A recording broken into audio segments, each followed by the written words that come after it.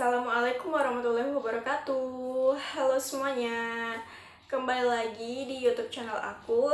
Kenalin, nama aku Nur Faizah. Oke, sebelumnya aku mau ucapin terima kasih buat kalian semua yang udah subscribe channel aku. Dan juga buat kalian yang baru nemuin video aku ucapin selamat datang ya. Dan semoga kalian juga suka sama video-video aku. Di video kali ini aku mau sharing ke kalian tentang pengalaman magang atau dinas aku selama kuliah di kebidanan dari semester awal sampai semester akhir. Buat kalian yang penasaran sama cerita aku, jangan lupa tonton sampai habis ya. Dan juga buat kalian yang belum subscribe, subscribe dulu di bawah ini tombol merah. Dan juga like video aku, komen, dan juga share ke semua sosial media kalian biar aku tambah semangat bikin videonya. Oke, kita mulai ya cerita-ceritanya. Di semester 1 atau semester awal kebidanan, di kampus aku belum ada magang atau dinas. Nah, kenapa belum ada? Karena di semester awal ini kita masih belajar dasar-dasar tentang kebidanan. Jadi kebijakan dari kampus mereka belum ngadain magang atau dinas buat mahasiswanya. Nah, di semester 2 baru kita ada dinas atau magang. Di semester 2 ini aku dapat tempatnya di rumah sakit RSUD Pasar Minggu. Nah, di situ aku selama 2 minggu.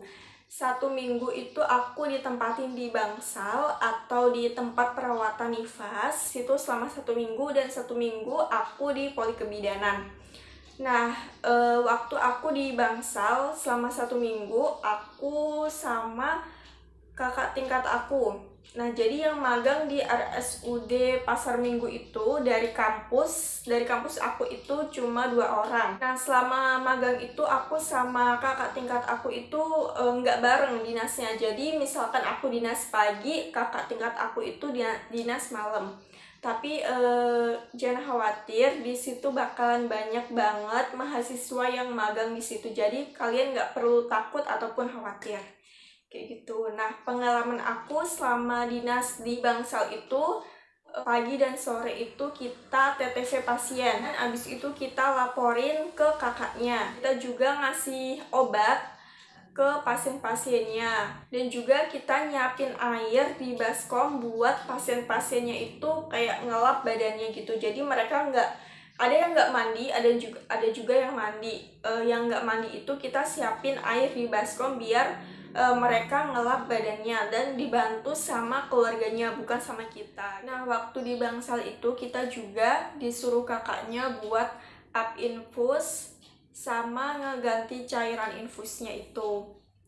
Terus kalau misalkan ada yang mencet bel, nah kita yang datang ke pasiennya itu.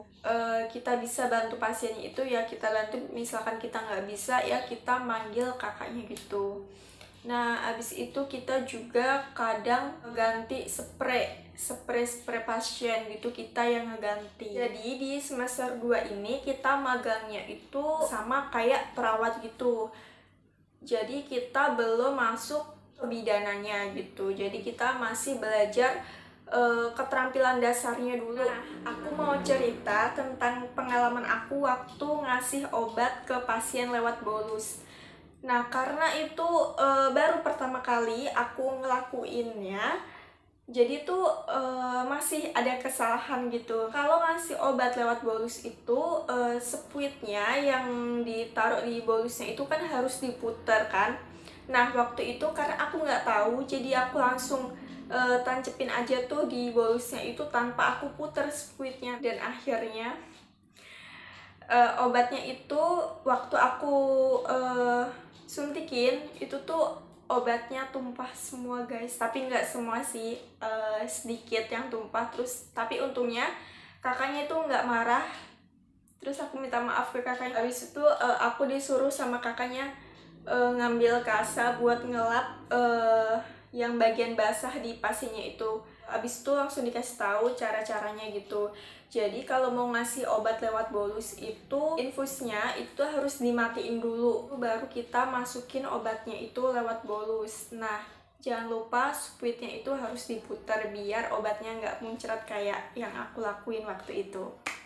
Nggak apa-apa sih, sebagai pengalaman aja. Jadi ya namanya mahasiswa pasti ada kesalahan. Jadi wajar aja. Nah, lanjut ke minggu kedua. Di minggu kedua ini aku ditempatin di poli kebidanan. Waktu di poli kebidanan yang aku lakuin ngedata pasien, abis itu aku TTV. Nah, kalau udah semuanya udah didata dan udah TTV, aku diizinin buat masuk ke ruang periksanya itu.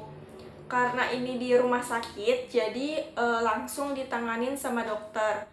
Nah, di ruangan itu aku jadi asisten dokternya. Ya, jadi kita nyiapin pasien sama manggilin pasien. Itu aku juga dapet pasien, dia itu pap smear. Jadi di situ aku baru pertama kali ngelihat pap smear itu kayak gimana prosedurnya. Waktu di poli kebidanan itu juga aku pertama kali banget nyuntik pasien secara IM di Bokong. Waktu itu ada pasien yang mau sesar tapi belum cukup bulan kayaknya, jadi disuntik pematangan paru kayak gitu. Nah, di situ aku dikasih kepercayaan sama kakaknya buat nyuntik secara IM. Tapi aku udah bilang sama kakaknya kalau aku belum pernah nyuntik pasien sebelumnya kan. Kakaknya nanya tuh, tapi kamu udah tahu kan caranya? Terus aku bilang udah tahu dan aku jelasin juga cara-caranya. Habis itu kakaknya percaya dan aku yang nyuntik pasien baru pertama kali itu. Rasanya seneng, deg-degan loh, tapi intinya harus pede dan juga harus berdoa.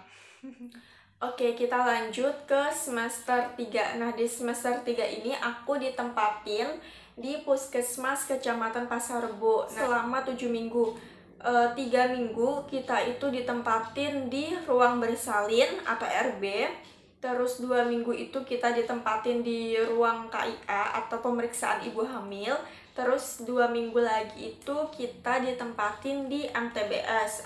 Kita di ruang bersalin itu kita observasi pasien. Kita juga ngebantu pasien lahiran, mandiin bayi. Terus kita juga periksa ibu nifas. Habis itu kita juga ngasih konseling ke ibu nifas. Di semester 3 ini pengalaman pertama aku ngelihat bayi lahir. Di situ aku kayak kaget gitu. Oh, ternyata gini ya kalau bayi itu lahir. Dan waktu di RB juga aku sama temen-temen aku juga merujuk pasien ke rumah sakit karena nggak bisa lahir normal di puskesmas karena ada beberapa masalah. Nah, abis di ruang bersalin selama 3 minggu, kita lanjut di ruang KIA atau pemeriksaan ibu hamil di situ selama 2 minggu. Nah, di situ itu kita periksa ibu hamil. Kita udah dikasih kepercayaan buat periksa ibu hamil, tapi diperiksa sama kakaknya dulu, abis itu kita periksa ulang. Abis itu kita ngedata pasien datang, kita TTV, kita juga ngisi kohort, abis itu kita juga input data ke komputer, pokoknya jadi apapun di situ. Jadi selama kita magang itu nggak cuma ngelakuin tindakan, tapi kita juga dapat tuntutan dari kampus buat dokumentasi secara SOAP kayak gitu guys. Jadi dokumentasi ANC, terus BBL, NIFAS, habis itu KB, pokoknya semuanya itu harus didokumentasikan karena kita itu punya target yang berat itu bikin laporannya sih guys, karena waktu di semester 3 kita masih diwajibin buat tulis tangan. Oke, lanjut ke semester 4. Di semester 4 ini kita nggak ada magang karena waktu itu COVID lagi naik-naiknya banget. Baru pertama-tama ada COVID, jadi kita nggak diizinin sama kampus buat turun magang. Nah, lanjut di semester 5. Di semester 5 itu aku ditempatin di BPM atau Bidan Praktek Mandiri selama 5 minggu. Jadi aku sama temen aku berdua selama 5 minggu tinggal di situ. Tapi buat makan kita beli sendiri. Terus kalau misalkan mau nyuci itu harus laundry karena di situ nggak disediain buat tempat nyuci. Nah, di BPM ini selama 5 minggu aku bersyukur banget ditempatin di situ karena buat suntik KB itu kita bener-bener dilepas. Tapi untuk awal-awal masih dipantau, tapi buat seterusnya bener-bener kita sendiri. Terus kita juga bantu persalinan, terus konseling juga di situ, observasi juga kayak biasa, periksa BBL, habis itu mandiin bayi di situ, kayak biasa ngedata pasien yang datang juga. Habis itu ada yang pasang KB spiral atau KB IUD, terus implan juga banyak. Pokoknya di situ pengalamannya bener-bener aku bersyukur banget ditempatin di klinik itu karena kliniknya termasuk rame dan juga pasiennya itu bermacam-macam kayak gitu. Dan di situ juga kita nemuin beberapa kasus yang patologis juga, jadi buat nambah-nambah ilmu kita gitu kan. Nah, di situ pengalaman pertama aku ngelihat pasien pendarahan. Bener-bener pasien habis lahiran terus darahnya itu ngalir nggak berhenti-berhenti, kayak kita ngidupin keran gitu. Jadi darahnya itu bener-bener kayak ngalirnya itu deras banget. Di situ aku kayak kaget ngelihat darah kayak gitu. Tapi untungnya bidannya atau kakak bidannya itu bisa nanganin si pasien itu. Jadi alhamdulillah pasiennya juga selamat, bayinya juga selamat. Di situ juga kita itu nyiapin obat, terus ngedata obat-obat yang habis itu kita juga jadi asisten dokter karena di situ setiap 2 minggu itu ada USG. Oke, lanjut di semester 6. Di semester 6 aku ditempatin lagi di klinik tersebut sama temen aku.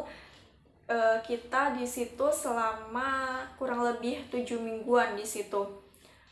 Tapi waktu di semester 6 ini kita nggak tinggal di situ, jadi kita ngekos selama 1 bulan, terus sisanya itu kita PP. Di semester 6 ini waktu aku magang di situ sama kayak di semester 5, pengalamannya juga kayak nyuntik, observasi, mandiin bayi, terus periksa BBL, habis itu konseling kayak biasanya guys. Terus kita juga nginfus pasien itu aku baru pertama kali nginfus pasien di situ. Terus aku juga dapat pengalaman pertama kali ngambil darah di situ.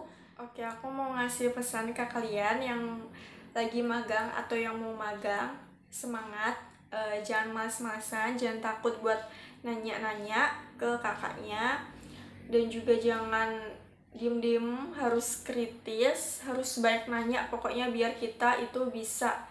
Karena waktu dinas atau magang itu waktu kita mengaplikasikan ilmu kita ke pasiennya secara langsung. Nggak apa-apa kalau kita salah, nggak apa-apa kalau kita itu dimarahin, itu udah biasa.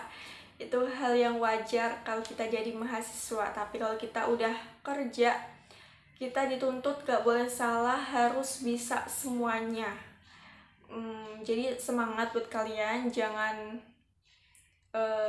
pantang menyerah, pokoknya harus pede sama tindakan yang kalian lakukan. Kayaknya segitu aja cerita pengalaman magang aku dari semester awal sampai semester akhir. Sebenarnya masih banyak banget cerita dan pengalaman aku, tapi nggak mungkin aku ceritain semuanya ke kalian karena bakalan panjang banget videonya. Dan alhamdulillahnya sekarang aku udah kerja di daerah Depok. Masih awal-awal sih, masih 1 bulanan setengahan. Sebenarnya awal-awalnya itu aku iseng-iseng ngelamar di situ, tapi ternyata diterima. Alhamdulillah, semoga aku betah kerja di situ dan ilmu yang aku dapetin waktu di kampus semoga bermanfaat di situ. Oke, sekian dulu video kali ini. Aku yakin video ini pasti bermanfaat banget buat kalian. Dan juga jangan lupa untuk selalu subscribe, like, komen, dan juga share ke semua sosial media kalian. Bye-bye.